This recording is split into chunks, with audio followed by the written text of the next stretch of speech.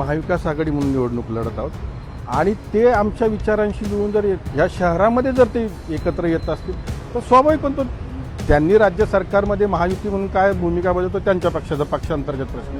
पण जर ते ह्या शहराच्या निवडणुकीमध्ये भारतीय जनता पक्षाच्या विरोधात आमच्यासोबत येत असतील तर आम्हाला काहीच मला वाटतं त्याच्यामध्ये. शेवटी आमची लढाई ही पक्षाशी, भारतीय जनता पक्षाची. एखाद्याला स्वतःला बरं वाटावं आणि दादाला बरं वाटावं म्हणून अशी भूमिका बजवायची असेल तर ती राष्ट्रवादी काँग्रेस पार्टी शरदचंद्रजी पवार पक्षाच्या पुणे युनिटची अधिकृत भूमिका नव्हती, नाही आणि नसेल. मला राज्यातल्या बाकीच्या कुठल्या कार्यकर्त्यांचं माहिती नाही, पण पुणे शहराचा अध्यक्ष नात्याने, मागच्या काळात महापौर या नात्याने मला आदरणीय शरदचंद्र पवार साहेबांचं प्रचंड प्रेम मिळालं. पवार साहेबांच्या बरोबर मला 1 to 1 सारख्या चर्चा करता आल्या. मागच्या 2.5 महिन्यामध्ये साहेबांबरोबर माझ्या आदरणीय पवार साहेबांच्यावर माझ्या 4 वेळा चर्चा झाल्यात.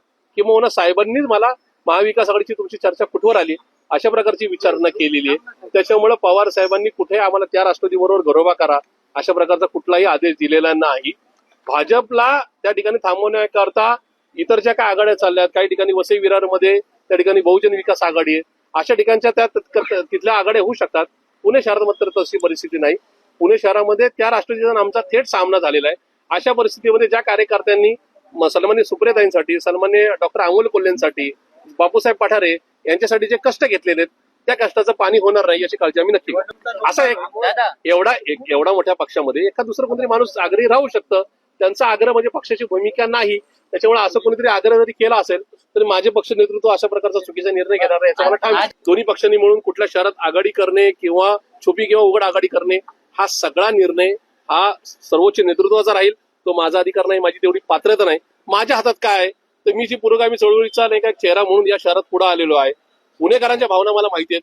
त्याच्यामुळे पुणेकरांच्या नजरेत पडायचं नाही, कार्यकर्त्यांना देशोधडीला लावायचं नाही. म्हणून आपण आपलं राजकारण काही क्षणाकरता, काही दिवसाकरता, काही महिन्याकरता किंवा काही वर्षाकरता आहे तिथं स्थगित करावं. आपण राजकारण थांबवावं या निर्णयापर्यंत मी नक्की येईल. आता तो निर्णय नाही.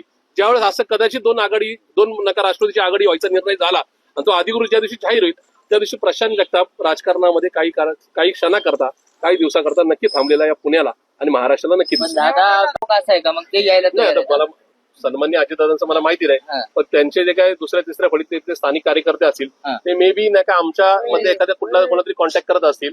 पण त्याचा अर्थ आमच्या पक्षाने अधिकृत अशा प्रकारचा कुणाला दूत म्हणून पाठवलेलं नाही.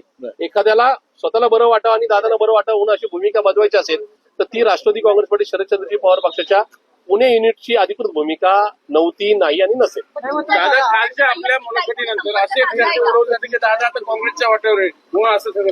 आजही राष्ट्रवादी काँग्रेस पार्टी 2017ची एकत्रित जरी विचार केला जवळपास 42च्या आसपास नगरसेवक आम्ही सर्वजण 2017 साली निवडून आलो आणि मला वाटतं की शहरातला सेकंड लार्जेस्ट पार्टी म्हणून त्यावेळेस सुद्धा शहरातल्या लोकांनी आम्हाला मतदान दिलं. ज्या ठिकाणी आमचे उमेदवार निवडून आले त्यावेळेस 2017 त्या ठिकाणी सगळ्या जवळपास ठिकाणी 2 नंबरला भारतीय जनता पक्ष राहिलेला आहे आणि म्हणून मला वाटतं की हा स्प्लिट जर असा राहिला त्याचा डायरेक्टली फायदा सर्वप्रथम प्रायमा फेसिया हा भारतीय जनता पक्षाला होणार आहे आणि म्हणून आपण एकत्रितपणे निवडणुका लढताना येण्याचा विचार पक्षांतर्गत आमच्या दृष्टीने करावा असं माझं स्वतःचं मत आहे. आणि यानंतर वरिष्ठ जो निर्णय घेईल पक्षस्तरावर आदरणीय पवारसाहेबांना, आदरणीय सुप्रियाताई, तो आम्हा सर्वांनाच देखील तो मान्य असेल असं माझं स्वतःचं मत आहे. आम्ही म्हटलं ना, मी पहिलाच आम्ही महाविकास आघाडी म्हणून निवडणूक लढत आहोत आणि ते आमच्या विचारांशी जुळून जर ह्या शहरामध्ये जर ते एकत्र येत असतील तर स्वाभाविक पण तो त्यांनी राज्य सरकारमध्ये महायुती म्हणून काय भूमिका बजावतो त्यांच्या पक्षाचा पक्षांतर्गत प्रश्न. पण जर ते ह्या शहराच्या निवडणुकीमध्ये भारतीय जनता पक्षाच्या विरोधात आमच्यासोबत येत असतील तर आम्हाला काहीच मला वाटतं त्याच्यामध्ये. शेवटी आमची लढाई ही पक्षाशी, भारतीय जनता पक्षाची, त्या विचारधारेशी आहे.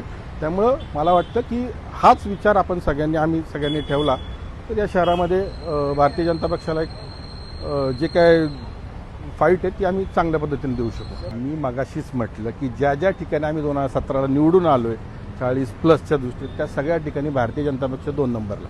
हे तर जगजाहीर आहे.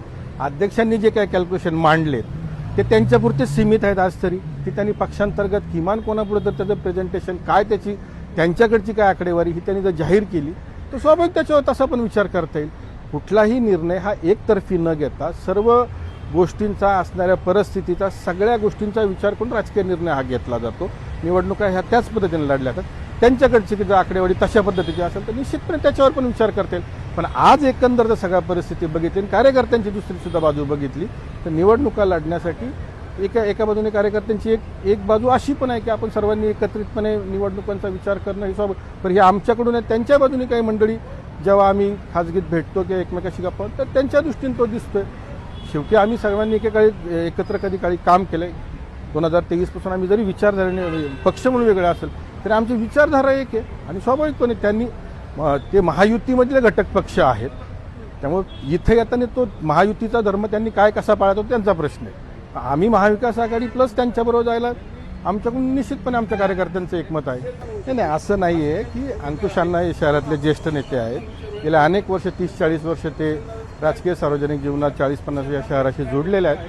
त्यामुळे ते जर कोणाशी भेटले असतील किंवा काय त्याच्या मागचा अर्थपूर्ण संबंध हा निवडणुकाच किंवा असा नाही धरता येणार ना. शेवटी मी सुद्धा जर एखाद्या त्यांच्या पक्षातल्या कोणाला भेटलो व्यक्तिगत जीवनात किंवा काय तर मला वाटत नाही की ते त्याचा रंग फक्त राजकारणाशीच जोडला पाहिजे. मला वाटतं की त्यांनी एक विचार मांडला आणि त्या दृष्टीने जर ते भेटले असतील तर ते स्वाभाविक आहे. मला वाटतं ही शहराची आपल्या कल्चर आहे, संस्कृती आहे. अजून निवडणुकांना वेळ आहे. त्याच्या आधी आपण विचार करत असताना आपण ह्या सगळ्या गोष्टी एकतर्फी न बघता कुठेतरी पुढे जाण्याचं एक पाऊल आहे असं मला वाटतं.